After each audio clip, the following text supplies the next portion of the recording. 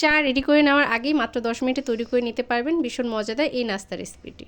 বাড়ির ছোটো থেকে বড় সবাই খুব মজা করে খাবে। আসসালামু আলাইকুম। রেসিপিটি যদি ভালো লাগে অবশ্যই একটা লাইক দেবেন, আর যারা এখন আমার পেজটি ফলো করেনি প্লিজ ফলো করবেন। রেসিপিটি তৈরি করে নেওয়ার জন্য প্রথমে আমি একটা মিক্সিং বোল নিয়ে নিয়েছি, এরপর নিয়েছি একটি ডিম আর সাথে দিয়ে দিচ্ছি 1/3 কাপ পরিমাণ চিনি। মিষ্টিটা আপনাদের পছন্দ অনুযায়ী দিয়ে নেবেন। এবার একটা কাঁটা চামচের সাহায্যে খুব ভালোভাবে ফেটিয়ে নিচ্ছি, যতক্ষণ অবধি চিনিটা গলে ডিমের সাথে মিশে যাচ্ছে সেই পর্যন্ত খুব ভালোভাবে মিশিয়ে নিয়েছি। এরপর এর মাঝে দিয়েছি সামান্য পরিমাণ বেকিং সোডা আর দিয়েছি পরিমাণ মতো লবণ। এবার আবার সব কিছু একত্রে খুব ভালোভাবে মিশিয়ে নেব।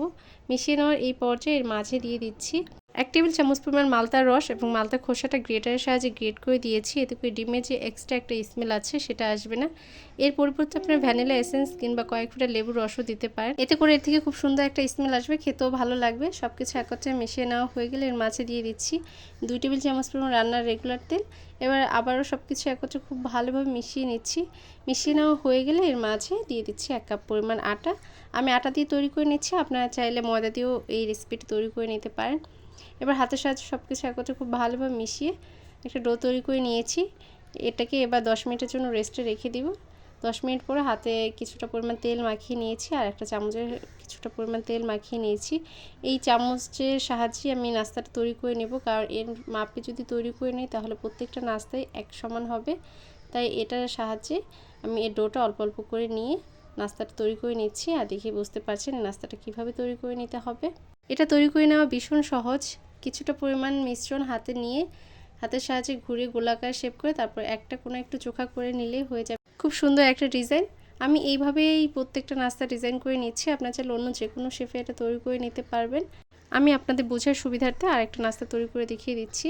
সেই একই চামচের মাপে কিছুটা পরিমাণ মিশ্রণ হাতে নিয়ে নিয়েছি বা হাতের সাহায্যে ঘুরিয়ে এর একটা কোনো একটু চোখা করে হাতের সাহায্যে একটু প্রেস করে নিলেই হয়ে যাবে খুব সুন্দর এই নাস্তা ডিজাইনটি। এবার এগুলোকে ভেজে নেব। ভেজে নেওয়ার জন্য চুলায় একটি প্যান বসিয়ে তাতে পর্যাপ্ত পরিমাণ তেল দিয়ে দিয়েছি।